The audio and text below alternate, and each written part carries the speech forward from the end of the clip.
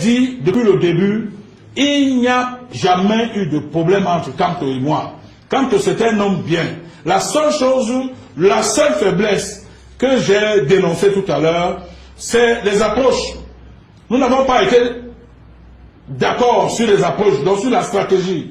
Moi, j'étais pour l'approche dure, violente, parce que ce régime, on ne déracine pas un régime de 36 ans en lui chantant les louanges de David et les psaumes de David et autres là. On déracine des gens comme ça en les poussant au bout. Moi, j'étais dans la logique de les pousser au bout. Le professeur Kamto avait sa logique à lui, qui était plus pacifiste.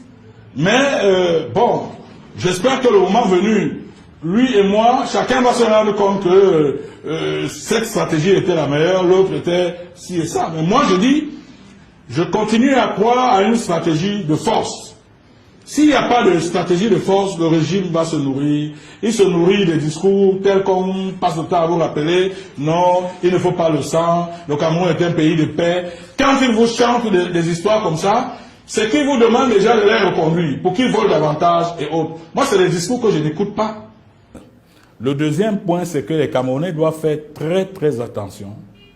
Parce que c'est bien de parler d'insurrection. C'est bien de parler de rébellion. C'est bien d'utiliser tous ces mots qui peuvent mettre à mal notre pays. Mais sauf que quand ces choses commencent, on ne sait jamais quand elles finissent. Nous avons vu des pays autour de nous vivre une déflagration totale qui aujourd'hui n'arrive plus à se retrouver parce qu'il y a eu des apprentis sorciers qui se sont essayés dans des menaces comme celles que nous vivons. Dans un plan de résistance, vous demandez de se lever un matin et de prendre les casseroles et il faut frapper les casseroles. Vous croyez que c'est ça qui fait partie, M. Biya? Moi, je fais pas. Vous ne pouvez pas déraciner un régime qui a 36 ans au pouvoir en allant cogner en mythe au bord de la route ou devant les églises. Vous ne pouvez pas. Par contre, si M. Kenta avait été nommé par un acte de Kamto, si nos vaillants combattants en Allemagne avaient été nommés par un acte de M. Kamto, je peux vous assurer, tel que je vois la détermination de ces gens-là, ces gens seraient allés nous sortir les ambassadeurs de M. Biya. Est-ce que ça allait faire partie de Biya? Non, ça allait le faire partie. Si, à défaut de le faire partie, ça allait faire entrer la communauté internationale au Cameroun. Parce que sachez que chaque fois que la communauté internationale a, c'est quand elle sent qu'il y a problème, quand il y a trouble. Ça s'est passé vous savez qu'il y a eu des morts au Congo et Kinshasa. Il ne faut pas que ce personnage prenne les Camerounais pour des salopards. Vous allez m'excuser, je tiens vraiment à le dire aux jeunes Camerounais, ce pays nous appartient. Nous n'avons aucun intérêt à le détruire. Nous n'avons aucun intérêt à faire de ce pays, n'est-ce pas, quelque chose d'incontrôlable. Mais dites-moi un peu, un homme qui ne vous suit pas pour les troubles, comment peut-on le poursuivre pour des troubles?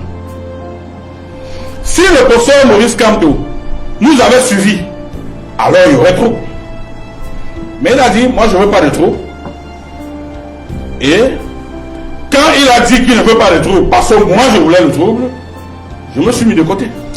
Et je voudrais donc interpeller les autorités de ce pays d'être suffisamment vigilantes, de ne pas négliger ce que M. Kamto est en train de faire. Et donc de prendre toutes les dispositions pour mettre hors d'état de nuire tous ceux qui, de près ou de loin, sont en train de vouloir mettre à mal, n'est-ce pas, la cohésion de ce pays, qui est notre pays. Mais pour terminer, je voudrais dire que c'est à partir d'aujourd'hui que la bataille commence. C'est à partir d'aujourd'hui que la bataille de libération du peuple camerounais commence. Et soyez rassurés, nous le ferons dans le respect des lois, mais nous irons jusqu'au bout parce qu'il est question de libérer ce peuple enfin. On ne peut pas être chef d'un pays et descendre de l'avion à Simalène, côtoyer la misère de Simalène jusqu'à la poste centrale et continuer à penser qu'on est vraiment chef d'un pays. Mais dites ça aux Camerounais. Dites aux Camerounais que la misère dégage, elle dégage. On n'a pas besoin d'efforts pour sentir les odeurs nauséabondes de la misère au Cameroun. quand le président Paul Biya sort de Suisse, il entre dans sa voiture pour étudier. Ce monsieur parcourt au moins 15 km de misère qu'il voit dans ses yeux. Pour quelqu'un qui sort de Suisse, quand vous traversez Vombi, Vombi ressemble à quoi? Vous sortez de Suisse, quand vous traversez, comment on appelle cette zone-là, Odja. Odja ressemble à quoi? Mais écoutez, dites au Cameroun, si ça plaît à ces Camerounais qui font ces interventions, que ce pays soit ainsi, alors c'est bien. C'est bien pour leurs enfants. Mais nous, on a dit que ce pays est un héritage commun. Nous ne continuerons plus à laisser les gens jouer avec notre avenir et l'avenir de nos enfants. Si nous laissons ce combat à nos enfants, nous serons malhonnêtes. Aujourd'hui, il demande aux enfants des autres de le suivre dans le suicide collectif. Je dis qu'il faut que les gens soient fous pour le suivre dans le suicide collectif.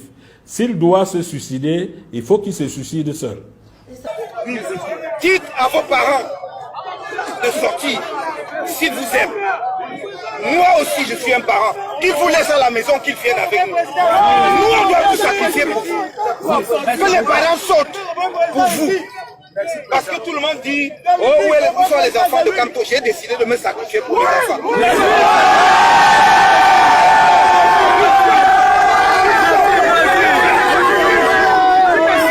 Et nous allons nous battre jusqu'à vous livrer un pays en bon ordre.